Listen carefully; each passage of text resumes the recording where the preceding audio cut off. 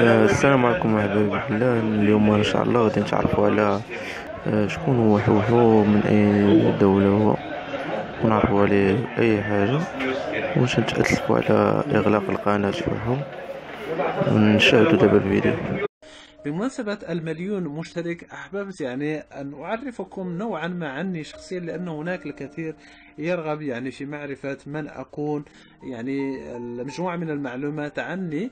بالتالي أولا نبدأ باسم القناة. اسم قناة حوحو 1981 فول إيتان، واسم حوحو الذي هو معروف الحمد لله الحين هو كان اسم تناديني به، عفوا أمي عندما كنت صغير.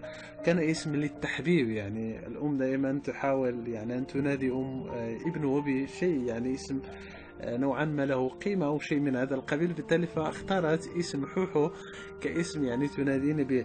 بالتالي عندما فكرت في أن أفتح قناة في اليوتيوب سنة، أنا أعتقد 2010، بداية 2010، القناة الأولى التي كانت قد أغلقت، فحببت أن أضع لها اسم. كتبت حوحو، لم يقبله في اليوتيوب في ذلك الوقت، أن هناك ليس مرتبط بجوجل بلس في ذلك الوقت.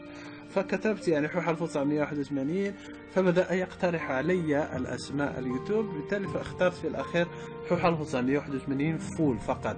بعد ذلك، بعد أن أغلقت القناة على ما أعتقد 2012 بأسباب عليين، لم تكن لدي تجربة كبيرة جدا في ذلك الوقت.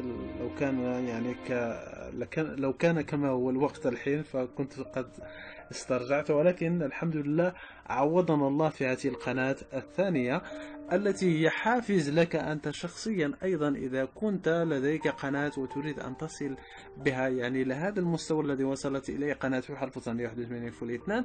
فبالصمود الطموح بالتأكيد سوف تصل يوما ما.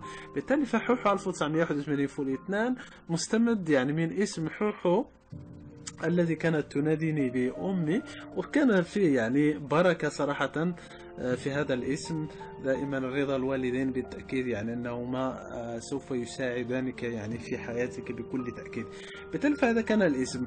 أنا شخصيا ماذا أشتغل؟ عمري أولا عمري 34 سنة. أشتغل كمدرس الحين في إحدى الجمعيات الخاصة هنا في برشلونة.